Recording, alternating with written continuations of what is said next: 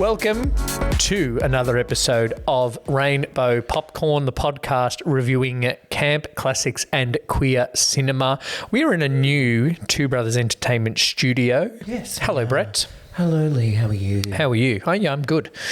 New studio. New studio. We've gone... You'd never guess it was my garage. Upgraded? Well, it's interesting because we've upgraded in equipment but downgraded in location. Yeah. We have gone from a lounge room. We look like full... when I pulled up to your house and the garage was open, Yeah. looked like fucking full influencer shit in here. Look, this is like Mr. Charles school photo type lights. Yes. Yeah. Yeah. We've gone from lounge room and Kmart lights to garage And wish lights. and Amazon lights. They're still made in China, so one remote control accidentally can control both lights. Yeah. Before I tried to turn one on, Yeah. I turned one on, right? And then when I went to turn the other one on, it turned that one on and this one off. Right. So there's a bit of control having to go Control on. issues. But we are here and we've started recording Two Drink Cinema episodes in this studio. Yeah. The movie we're discussing today is Disclosure. Yes.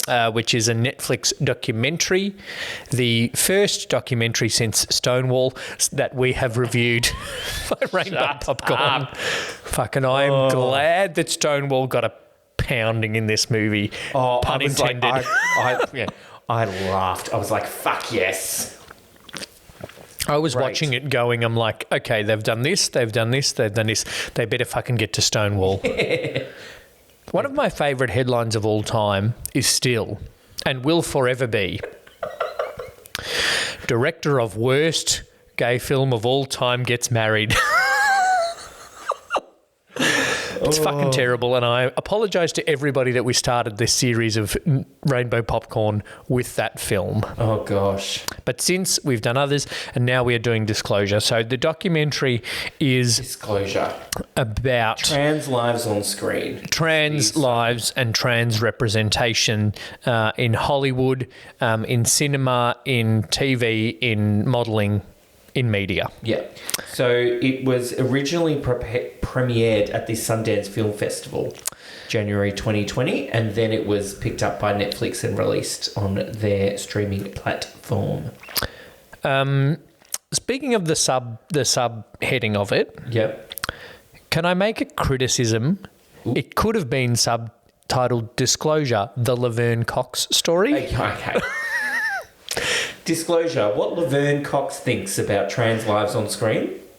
She's great. And obviously, Laverne Cox is great, and a lot of... icon, Yeah. trailblazer. Yeah. And in terms of establishing and, making it possible for so many other trans actors to be able to do what they're doing. I think that she was the first one that kind of went mainstream and... somebody will probably correct me, recurring in a big way. Like, they mentioned the other people like Trace Lysette and Candace Cain and Alexandra Billings Yes. that had been on TV before, but Alexandra, they all said pretty much themselves, was like, oh, I died on 3 different medical shows, or I played prostitute number 1, streetwalker number 2, Jasmine was like, I played prostitute in this show, I played streetwalker in this show, I played dead hooker on this show. And then who was the one that died the same way in 2 different shows at the same time? Yeah, I can't remember their name. Yeah, obviously Laverne Cox is Laverne Cox, and she is essentially the poster child of trans actors at the moment. Alexandra and certainly Gray. Oh, I went to a school with an Alexandra Gray. in the last decade, Laverne Cox has been essentially the pinnacle and the poster child of trans actors and trans representation on screen. One thing I thought was interesting is that they were very critical. The trans people that were interviewed were very critical of the representation, which is understandable because it's not good generally. I think the thing that was interesting as well, I thought that they was at times critical of things they had done themselves. Yes. But I also was like, but that's because there was, nothing. No you weren't options. getting a job doing anything else. No, and like the role of Noomi in Sense8 Yeah. wasn't an option to someone in the 90s. Yeah. So they had to be dead trans hooker. Yeah. And so I think that as a comparison was very good. And obviously, Lily Wachowski creates the character of Noomi Harris, as she said herself, because of her own transness and her own journey and her own lack of seeing herself on screen. But I think they occasionally, before I go too far, obviously the trans journey is not our journey. Yes. So we are coming at this from a different perspective, and I'm not criticising any of what these trans people are saying about the trans representation, because obviously that's not my journey. Yeah. And that's not my thing to comment on. But the one thing that kind of I questioned a little bit was like, the Laverne Cox character in Orange is the New Black is great because she's a trans actress playing a trans character, but she's still a criminal. Like, everyone in the show's a I criminal. didn't like that comment, whoever made that. She's not. Still, it was like, but she's still a problem to society. Yeah, like, so is everyone in that show. But wouldn't the problem, but it's still, they didn't see the positive thing of, it was still progressive enough to have a trans woman in a woman's prison. Yeah, and like another one of the interviewees said, as a person of colour, the hairdresser is like the pinnacle. The pinnacle, yeah. She's still a problem. Everyone in that show, other than Jason Biggs, is a criminal. Oh, well, yeah. I haven't watched it. Yeah. I just know that he's not in the women's prison. Yeah, well, that's true. He's a problem for what he's done to baked goods, but that's a separate issue with Jason Biggs. And I think that, again, trans people have a different life and a different story. Yep. And then a different way at how they look at things. But it was the blurring of lines between trans depictions and general, like, cross-dressing on film. And, Yeah. like, when they show clips of Tootsie. Yeah, or and some. Mental. I'm surprised something like Some Like It Hot, which we've reviewed in Two Drink Cinema, didn't come up. Yeah. Because I do think, and obviously, like I said, this is different because I'm not a trans person watching Some Like It Hot or Tootsie, which we've also reviewed for Two Drink Cinema. But I think, I did think that early on in the documentary, in that, like, there's a difference between Dustin Hoffman cross-dressing to get a job and Dustin Hoffman pretending to be a trans woman as an actor to play a trans woman in Tootsie. Do you know what I mean? Yes. There's a difference. Dustin Hoffman, Tootsie isn't a trans woman. It's Dustin Hoffman cross-dressing to get a job, which is an issue, obviously. And they said trans... We even said in our episode from Two Drink Cinema. Trans women have had to pretend to be something else in order to get jobs. Yeah. And there was the whole thing of being stealth. Yeah. And the difference between, I can't remember her name, which is terrible, and I should have written it down. That one actor who didn't come out as trans until much, much later. Yeah. She was stealth. Sandra Caldwell? Yeah, I think, her. She was one who was outed in the New York Times. Yeah. Yeah. She was stealth that whole time until people like Laverne Cox were more out there, openly trans actors. And but I think there is I thought early on in watching the documentary that there is a difference between cross-dressing in movies, Some Like It Hot, Tootsie, Mrs. Doubtfire, all of which we've done on Two Drink Cinema, and trans people being misrepresented. Yes. Ace Ventura. Yeah. Horrendous. But I think the Crying they Game. were, like, coming at it with was almost that it was like a part of it was the way that it was used comedically when men dressed up as women, because it was being like, oh, why would a man do that? Yeah. So early on I was like, well, there's a difference between Mrs. Doubtfire and Ace Ventura. And there is. But then the more... One's good and the other one's Ace Ventura. Yeah.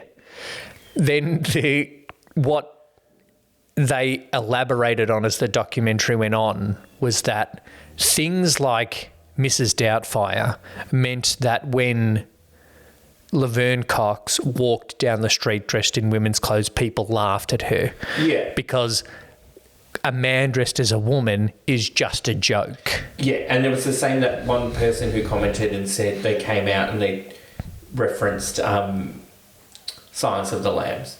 Yeah. And we're like, that's what you think this is? Yeah.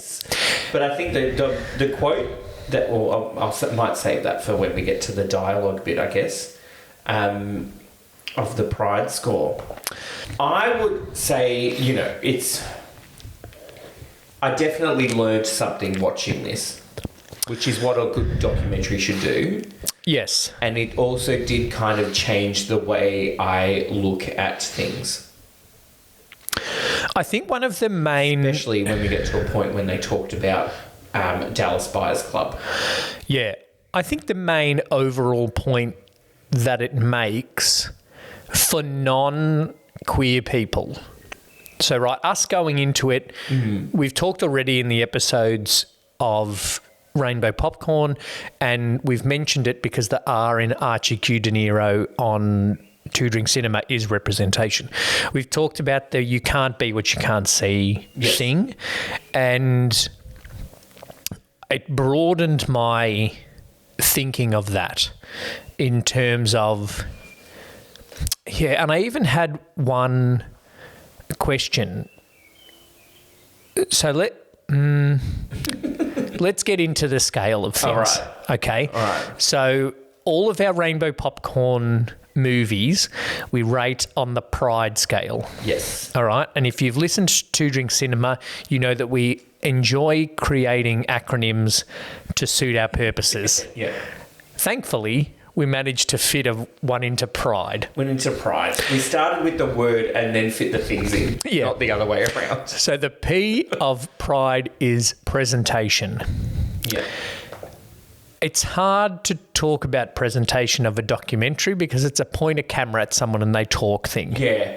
I think the presentation that was good was they showed clips of certain movies and TV shows, especially at the end. Yeah. I thought when they were showing, like, these are the things that are happening now, or the more recent stuff and how much there was of it. I thought that was good. As like you said, it's fucking... Point a camera. It's Chaz Bono sitting in a room. Yeah.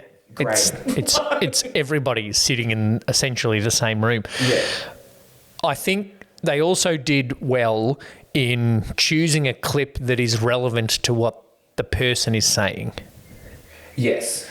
So when they interview a person from that movie, they've picked the section, the clip from that movie that matches the point. Like when Candace Cain was talking about when she was in CSI. Yeah. They showed that clip and we all went, oh, that's fucking dumb. Yeah. And so did she. Yeah. And then they obviously picked the clip where they lowered her voice an octave in Dirty Sexy Money. Which was kind of hilarious. But they did that well because they weren't like, hey, they lowered my voice an octave and then played the clip. They played the clip and I went, is her voice lower? Yeah. And then she went, they lowered my voice 2 octaves. I'm like, oh, fuck. So they did do that. Which is, as a filmmaker, you can kind of think, yeah, well, I've got to make this point. But the point of the documentary is, do you really need to make this point? And can you do it in a better way? Yeah, make it a better way. Yeah, don't have Billy Baldwin. But then it's like, it's that balance of... Then it becomes the nip tuck reveal at the end thing. But then nobody would be disgusted by it. Yeah. I feel like there's a few shows I want to watch now because of this. Like, I feel like I want to watch Dirty Sexy Money to see how they actually do portray that character and that relationship. At least it's not... Watch Nip Tuck. At least it's not Stephen Baldwin. Yeah, that's true. Alec, Was that Flintstones 2, Viva Rock Vegas, Stephen Baldwin? Flintstones what? Oh, God. He plays Barney. Barney Rubble. Yeah. Then who's the poor version of Billy Baldwin that's in Viva Rock Vegas? Gilbert Gottfried. No, I don't know. We just did our Aladdin recording before this one. Yeah, so presentation, It's good. it's good. I think they... It's well shot. It's well I think edited. I think they had a good balance between Talking Heads, not the band, and clips, Yes. which in a documentary on film is something you need to balance. Yeah. There were people that just popped up for one bit. Like Chaz Bono's like, yeah, I did this. Bye. Yeah, becoming Chaz. MJ Rodriguez is like, I'm in pose. Bye. The lawyer came in very late Yeah. and brought up a very strong point and had about a minute and a half. Yeah, it's like, that's all? That's all I'm in? I made some great points during the show and that's all they did? Yeah. I've talked to you for an hour and a half.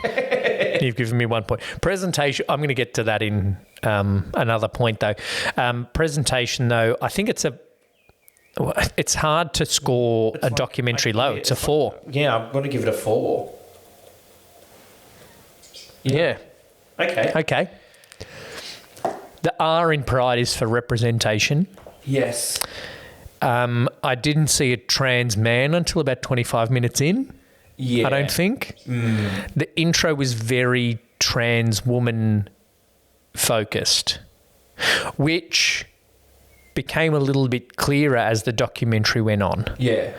It was a little bit like trans men are less sensational and less comedic than trans women. But then I thought it was also like to make the point that trans masculine people aren't represented as much in media, but then you also didn't represent them that much in your own documentary about it.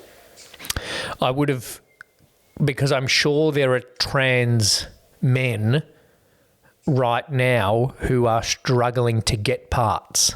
Because the people aren't writing them. Because people aren't writing them for trans men the way they're writing them for trans women. Because even earlier on, the stories of Trans everybody's hookers. a sex worker Yeah. and whatever, trans men didn't do that. No. So if you think of back time and trans men and blah, blah, blah, it's Boys Don't Cry. Yeah, and that was played by a cis woman, Yeah. which is interesting. And they talked about Boys Don't Cry a lot and talked about it very well, Yeah. which I agree with. Okay. I haven't seen it before. So, I just know I know about it. yeah, well, I know about it. It's like when they brought up the crying game. I know what it is. The chick in the crying game is really a guy. Thanks, Mayor Quimby. That's my only knowledge of crying game is that quote in The Simpsons. From watching this documentary, I've seen more of the crying game than I ever have. Gosh. All right. I think it is, they did represent the representation well in terms of like how it started, Yep. then how it's become and what it's become, and there's more of it. And so it's better. And it's more trans people telling trans stories than Ryan Murphy telling trans stories. One of the interesting things I think that it showed about trans masculine and trans men people is the few clips they kind of showed of trans men was a trans man actor playing a firefighter.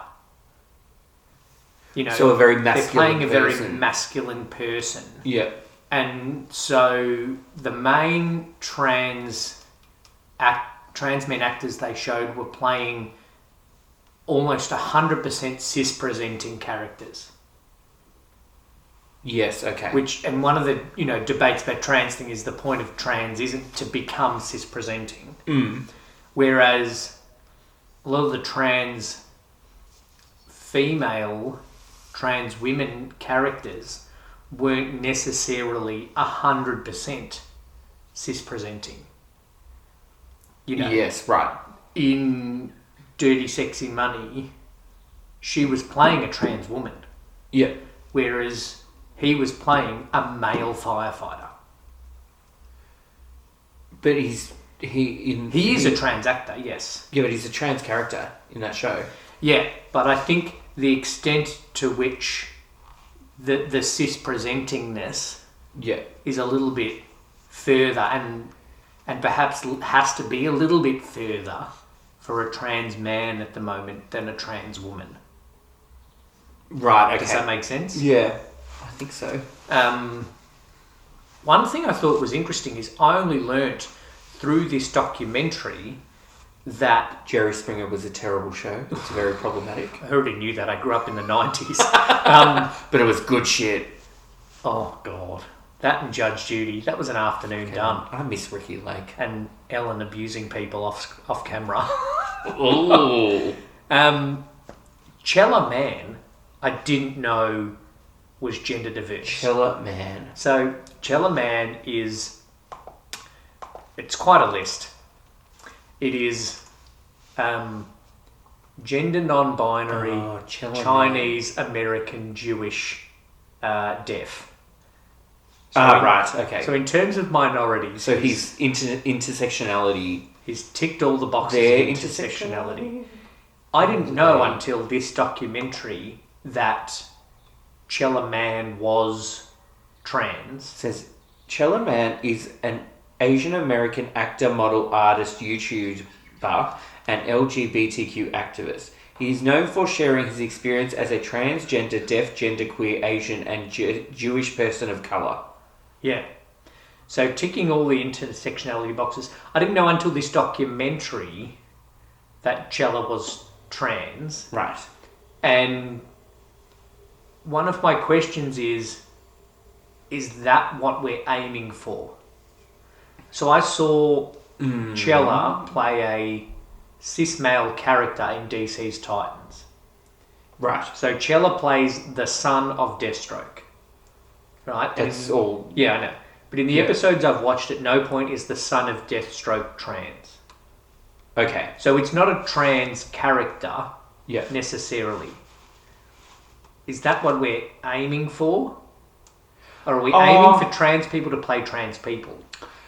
I think the aim is to first get trans representation better, which it has become. Yes. Of trans people telling trans stories played by trans people. Right? Yeah, yeah. Not Eddie Redmayne. No, not Eddie Redmayne or the chick from Nip Tuck. Can't remember her name. Famke Janssen, yeah. Famke Janssen? Yeah. That's, I think, what one of the goals is, to get more representation as well. I don't think having trans people playing cisgendered characters is a goal. I think it's something that could happen. I just thought it was quite interesting that was something that has happened.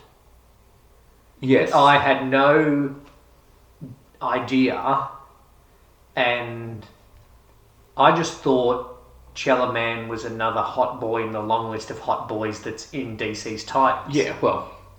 And he is. Yeah. It's like without knowing that... It's like Teen Wolf. They didn't meant to hire so many queer people. They just all happened to be good looking. And most of them were gay. Yeah. They hired lots of good looking boy people. Yes. So I don't think... We're still at our Arthur representation score. Yeah, but I think that it's a thing that they shouldn't... trans people shouldn't only exclusively be able to play trans characters. Yes. And at the same time as we want to move away from cis people playing trans people, Yep. we want to open up the opportunities for trans actors. Yes. There is no reason in my mind why Laverne Cox can't play a cisgender woman. Yes. I'm not sure There is Laverne no- Cox could, because she is such an icon as a trans actor. Yeah. Um, And it's not like people would be worried about if they look feminine enough, because she looks more feminine than Glenn Close, who then played a man. yeah. Yeah. I saw something the other day with Barbara Hershey in it. Ooh, was it And Beaches? No. And I remember me saying, I'm not sure about Barbara Hershey being in Fatal Attraction, but then I saw her in this other thing, Insidious. Was it Black Swan? That was Insidious. Terrible movie. Okay. Which is very disappointing because it's directed by James Wan and written by Lee Winnell, like Saw, which is incredible. Oh, right. And I've realised But then it's terrible, like Saw 2, 3, 4, 5 and 6. if you want to get a franchise, Yeah. write a mediocre horror film. Yeah, done. Because they will Or an 100% action give hero you movie. a franchise. Yeah. Write a comic book movie or write a 60 out of 100 horror movie Yeah. and they'll give you a franchise. Because Yeah. their Insidious is crap, Mm. but there's 4 Insidious movies. Yeah. Anyway, Barbara Hershey was good in that. Yeah, good. She's not trans. Yeah. No. I think it is a good discussion on how the representation in media has become better, and that they showed a bit, particularly Nip Tuck, Yeah. about how Ryan Murphy as a LGBTQ director, whatever the fuck you want to call him, All of the above.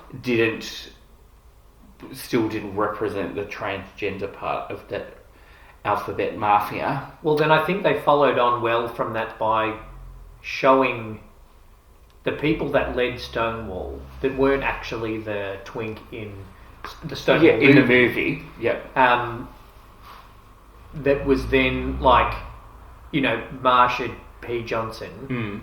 But then they showed that speech of like, I have lost, Sylvia Rivera. I've lost jobs and Yeah. I have lost relationships and Yeah. I've lost this for gay rights and now you're all fucking booing me on stage. Yeah, and I think it was interesting, somebody said, I can't remember who it was, assimilation is an American narrative and trans people make it really difficult for some people in the queer community to assimilate.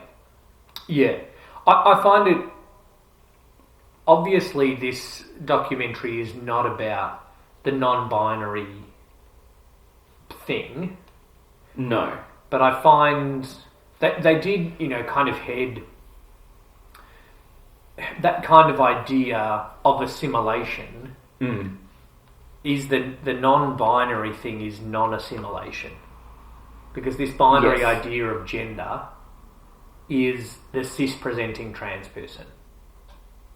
Yeah. Like and the living stealth Mm. thing is still trying to be not the gender you were assigned at birth, Yeah. but in order to survive, which comes up a lot in the documentary, you needed to live stealth, so because you still needed to fit that binary idea of Yes. gender. Yeah. And a lot more trans people now are not living stealth, and they're not working to live in that binary idea of gender. And the non-binary thing, I think, is something that, there could be another one of these documentaries about in a few years' time.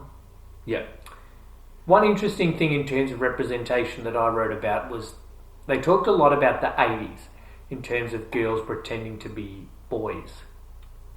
And a couple Yeah. of sitcoms and movies they mentioned specifically.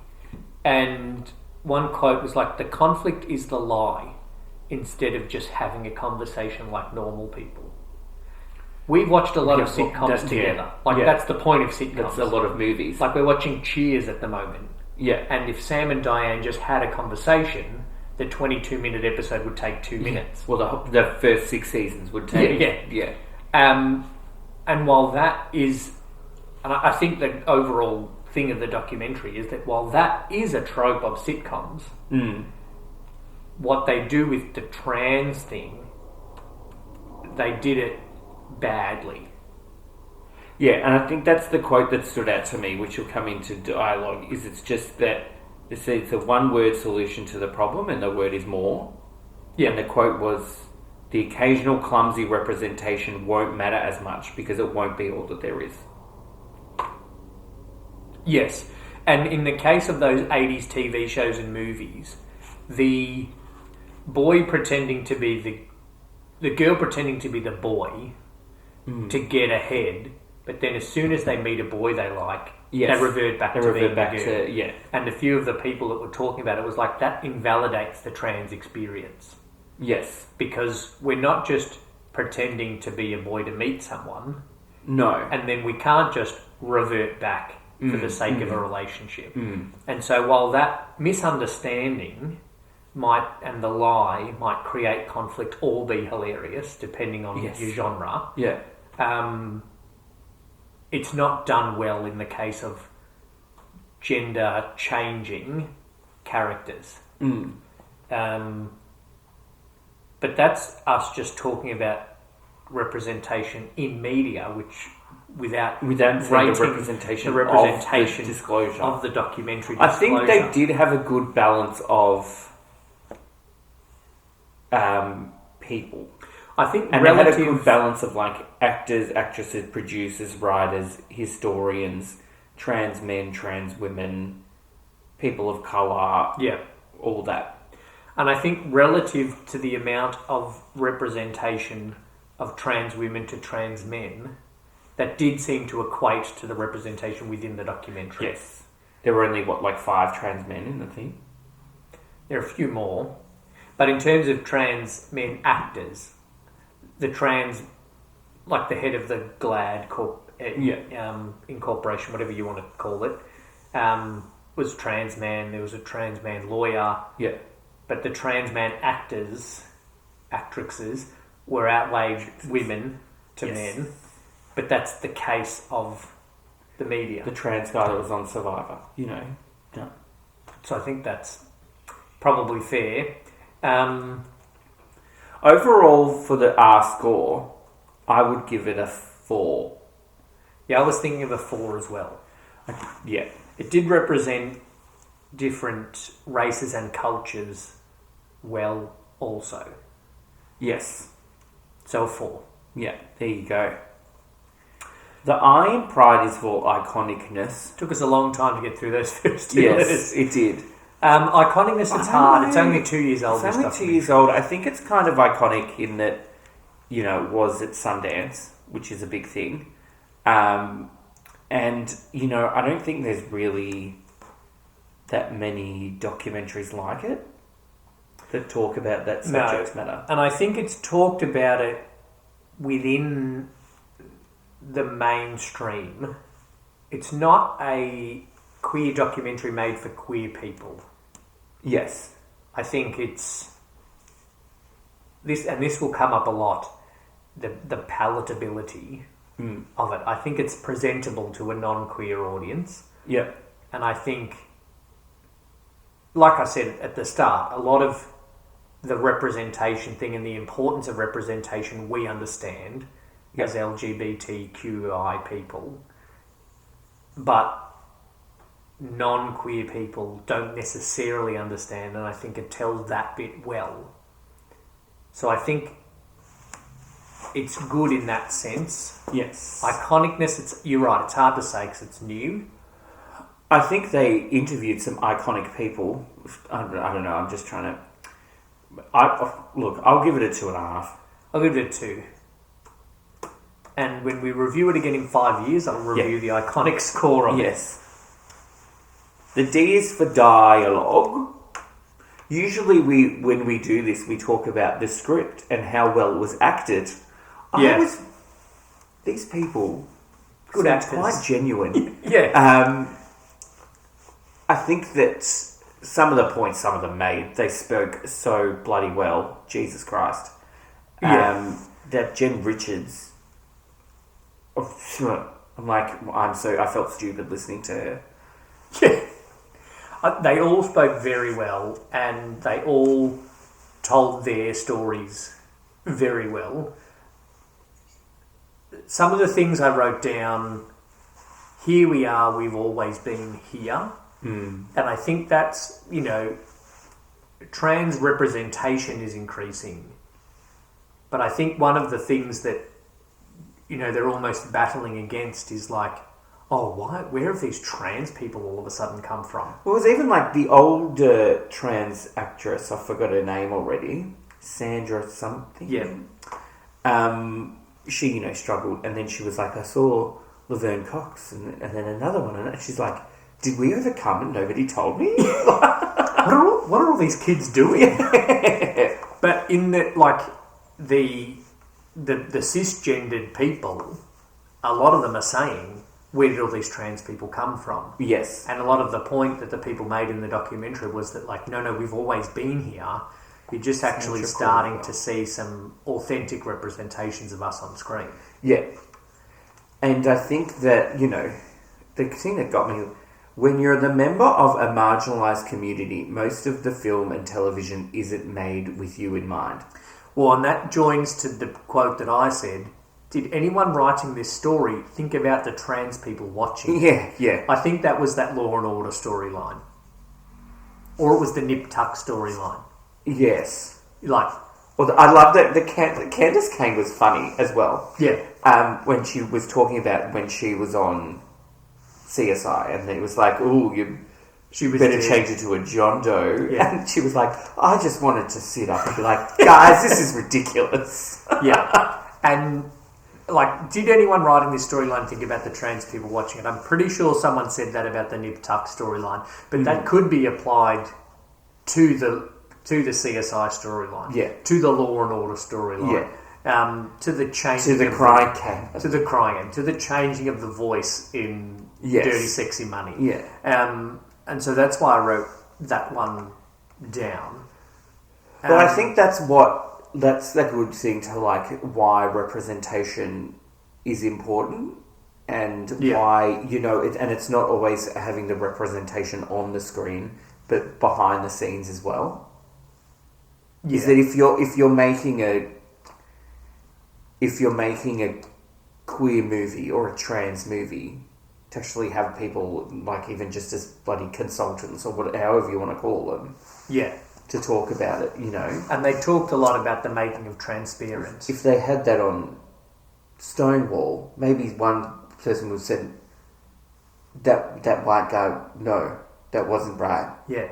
Change that. But then you'd think a gay director would here you go. Maybe have had a little bit more of a look into it. I keep forgetting he's gay because he made that. Headline. Yeah. We're director of worst gay movie of all time. Ties the knot this summer. Yeah, there you go. And that goes into the other quote that I wrote. It was I had to see it, and now that I have, I want that. Yeah. Yeah, exactly.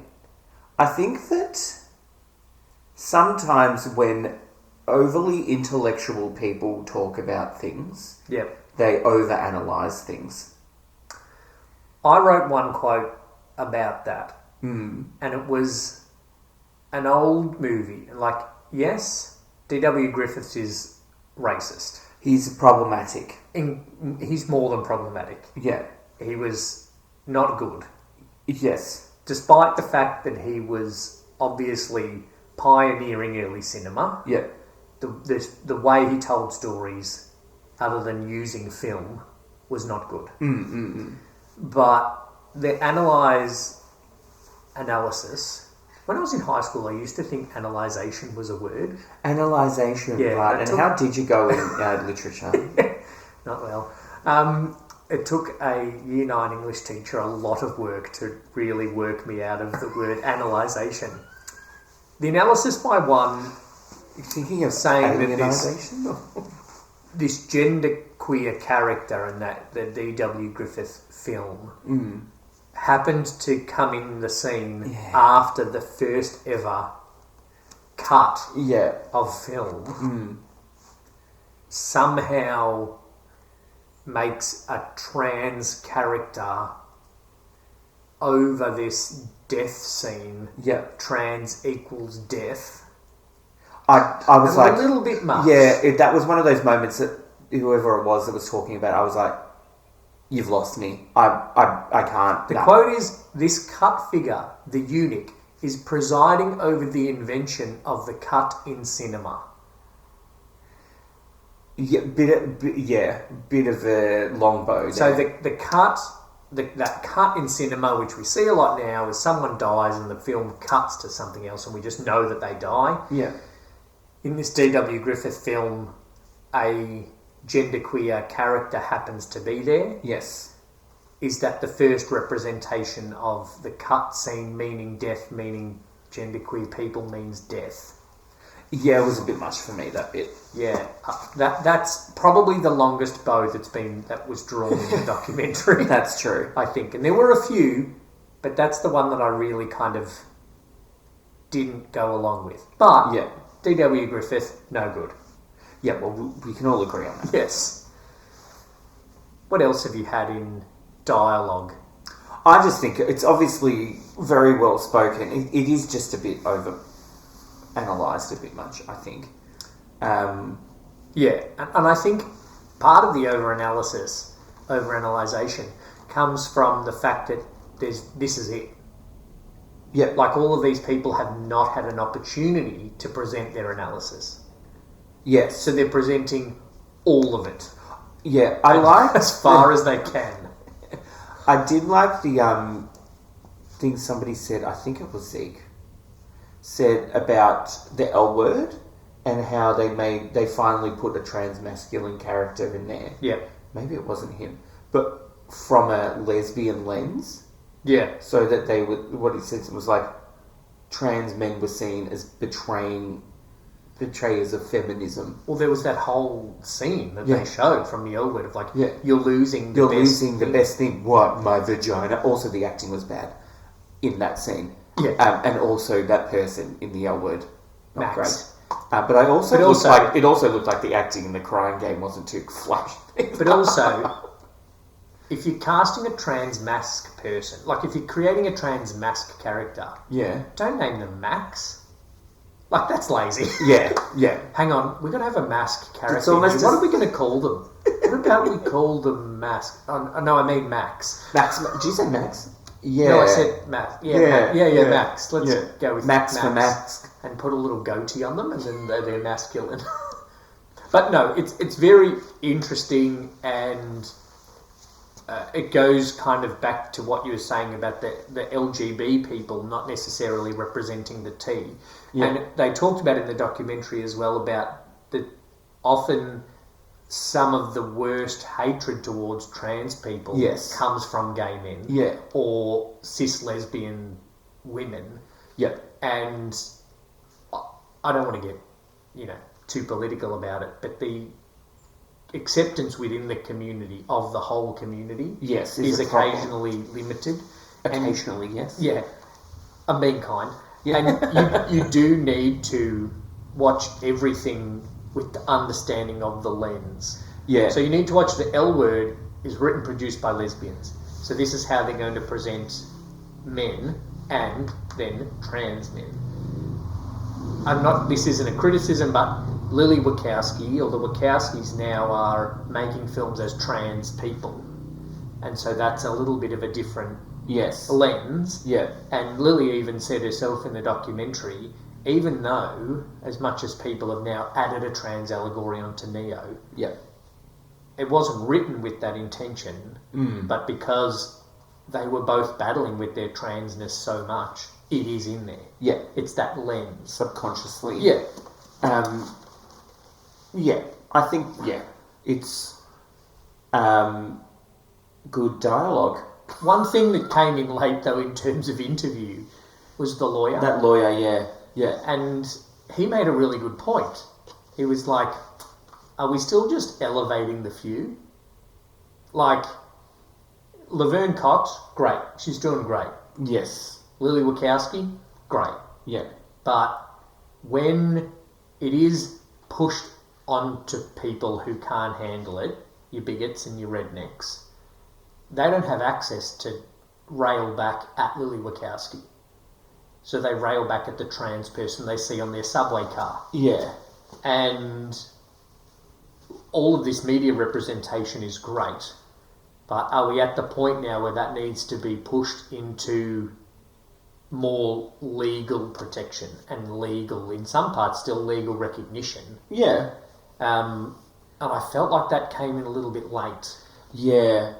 And a little bit... Especially... Let's just chat to him and then move on. Disjointed, because I feel like somebody made that point about there is a correlation between the increase in representation in the media and the increase in crimes against trans women. Yeah. I feel like that was made early on. Yeah. And then this... And then didn't come up until the lawyer at the end. Yeah. And I do think that's a big issue that probably needs to be addressed, and people smarter than us will address it. Yeah. Because we're just two blokes sitting in a garage. Pretending that analysation is a word. Hey, analysation? Analysation. For dialogue, I'm going to give it a 3.75. I'm going to give it a 4.5. I'm going to make mine a 4 then. Okay, gosh. Well, I'm going to make mine a 5. It was very well... Everyone was very well spoken and all of their points were very well made. There were just a couple of points that I felt could have been made a little bit more strongly. They could have been made strongly, or they did... A couple of long bows. My time, they did kind of... go over... Yeah, which I think people do sometimes. Some people think that it's inappropriate for me to say that Elsa's a lesbian. But hey, facts are facts. Elsa in Frozen. That's what I'm talking about. Elsa who? Elsa's a lesbian. I say she's singing to this Elsa? mystic... Let It Go, the fucking actual main I don't know, character. I haven't seen it, I'm sorry. I don't have children. And I do. Let it go, let it go. Is Adele Dazeem Elsa? Yeah. Okay. Yeah. She's a lesbian. I haven't seen it, but I agree with you. She's never married it. She has this, bit in the second one. It's even more prevalent. Anyway. Is Olaf trans, or... Olaf is non-binary. It's a fucking snow person. Snow person. Yeah. Frozen 3. Olaf the snow person. Yeah. Entirety is what the E in Pride stands for. Yes. I've said a few things. I would say I think it's a good encapsulation of many of the issues of trans representation and representation in visual media as a whole. I think it did, and there were bits of it that showed people trying to learn and change, like Ryan Murphy in particular, going from Nip Tuck to then co-creating Pose, which is much more authentically trans. Yeah, and I that's one of the points that I kind of wrote down about, is that that they did end by saying people have learnt and people have developed their ideas. And Oprah and Ryan Murphy were there. Examples. Katie Couric was in there as well. Yeah. That seems a bit disingenuous to me, though. Yeah. She's like, oh, people are talking about this. I'm going to get Laverne Cox back on because people will watch it. This needs to be a learning experience. Carmen Carrera didn't show up again. No, I wouldn't have. It's... Yeah, and then that made me think a little bit about the cancel culture thing. Yeah. Is that if Oprah had said that early question about bits, now she'd be cancelled. Not Oprah, she's worth billions of dollars, but someone of the level of Oprah back then now had asked that question, she'd be cancelled. Ryan Murphy making that storyline in Nip Tuck now, cancelled, never makes anything ever again. Yes. I think it's really important to give people the opportunity to learn. Yeah. And can be a fool me once, shame on you, fool me twice, shame on me You're thing. cancelled. Yeah. Fool me twice, you're cancelled. Fool me once, we'll give you the benefit of the doubt. Fool me twice, you're cancelled. Nip Tuck, very problematic. Glee, slightly less problematic. Pose, great. Pose, American Horror Story, it's Gross. a mess. Gross. It's a mess. He does things, Ryan Murphy, this is just a general comment.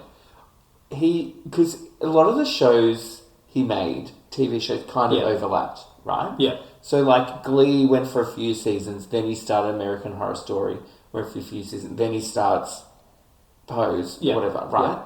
And, like, Glee was good for the first couple of seasons until he started American Horror Story, then it went shit.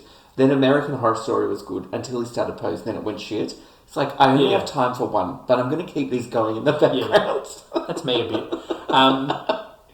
But with less money. I feel like with Glee, I think if you just watch Glee as a pure piss take of high school, which is not necessarily what it is. It's what it... I feel like Glee started as a general piss take of these people in high school. Yeah. Right?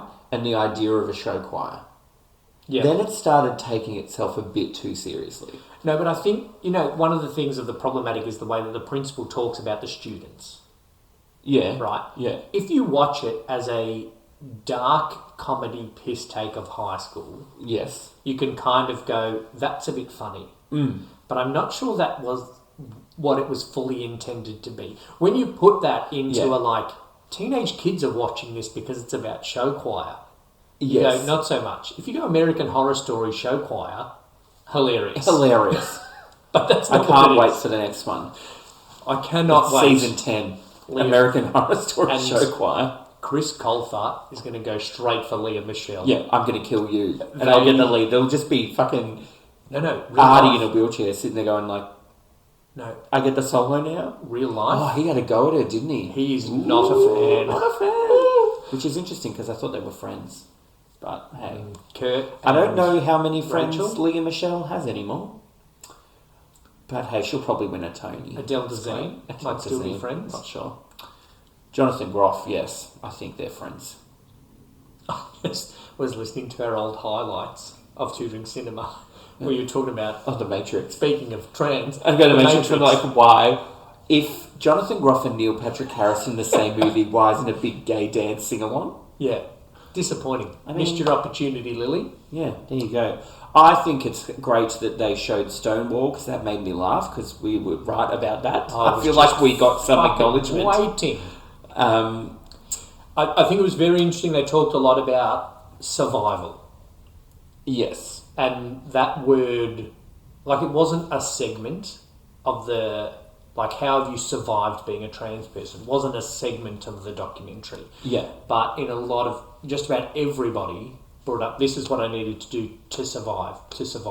This was just survival. This was response to surviving. Yes. Which I think is a very queer thing.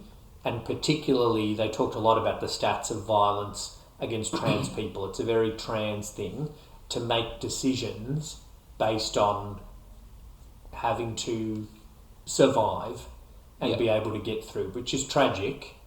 But I think they did that well in not making that a segment of the documentary, but it kept coming up.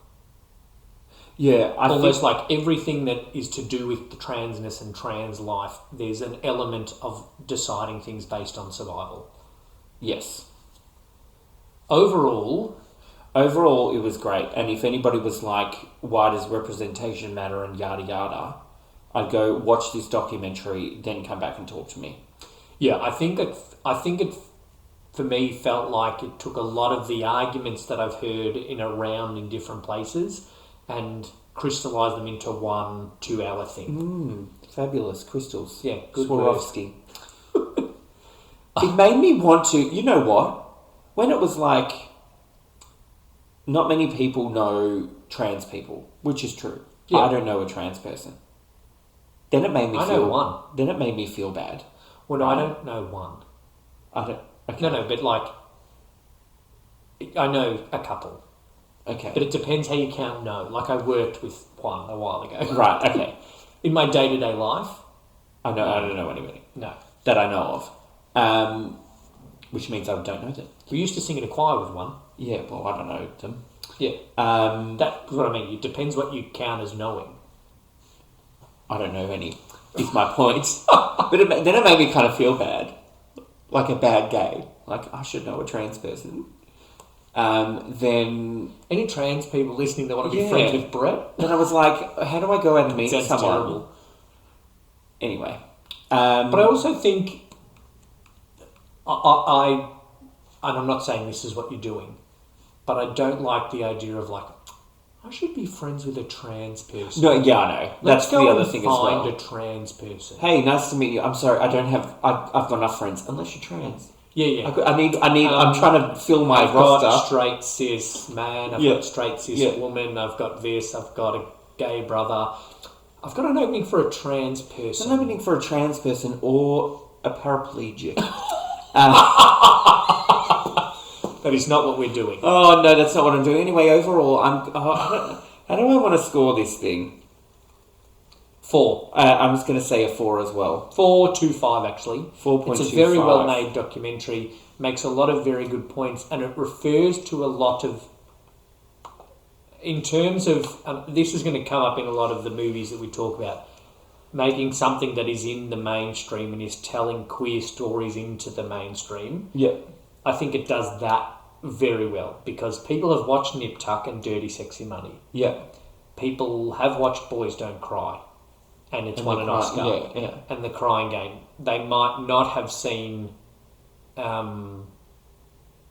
Transparent, but it brings up Transparent for them to watch. I thought it was interesting, after they spoke about The Crying Game, then they spoke about Ace Ventura.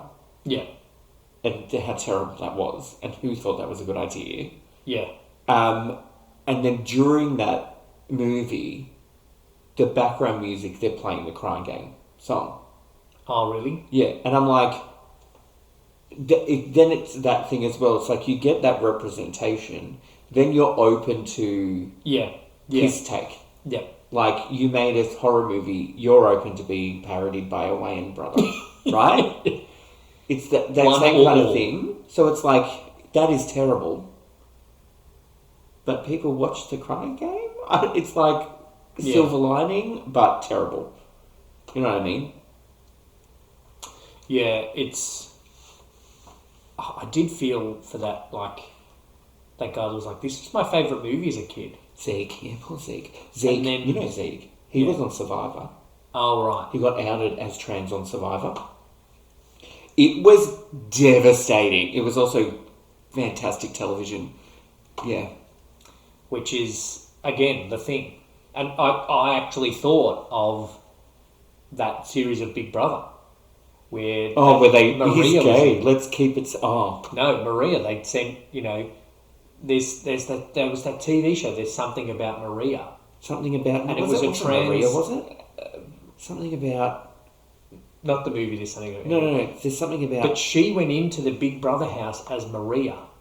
Yes. And then we were all seeing whether the housemates would guess or work out that she was trans. There's something about Miriam is a British television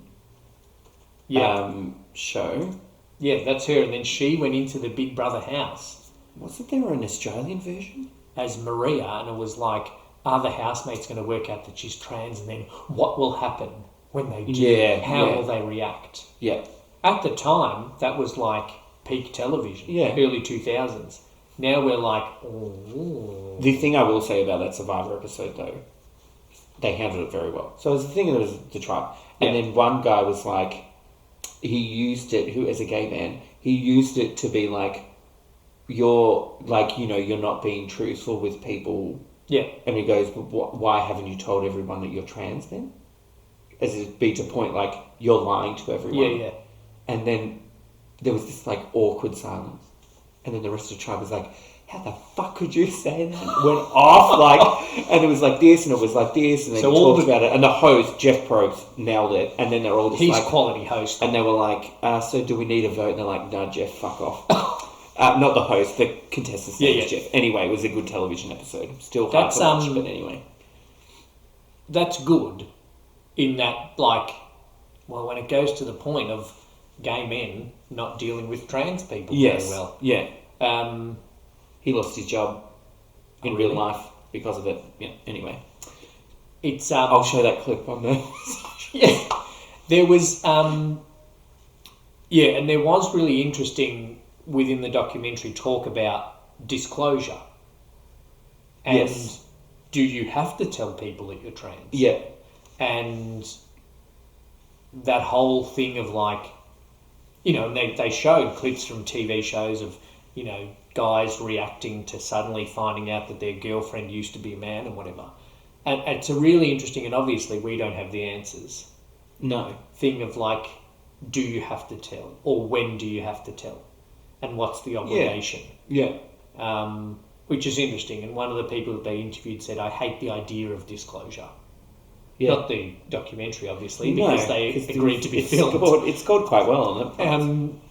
So that's, I think, an interesting debate. It's almost separate to the media representation. Yeah. So they didn't go into it too much in the doco, but that is very interesting in terms of how much you do need to disclose and how much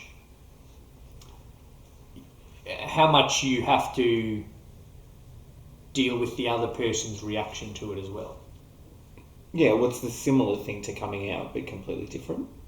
Well, yeah, no, I was thinking the same. Like, at what point do I tell someone that I've just met that I have a husband and not a wife? Yeah. Like, if I know someone for months and then I say husband, there's still a part of me that is a bit worried at how they're going to react.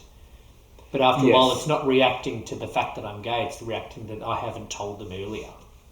Yeah, because there's some in people's minds, they feel that you should.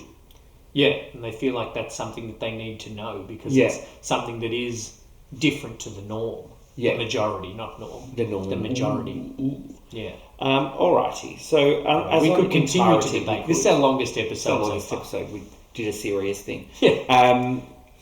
Watch our next episode. We'll be like, oh, that movie was shit. Next.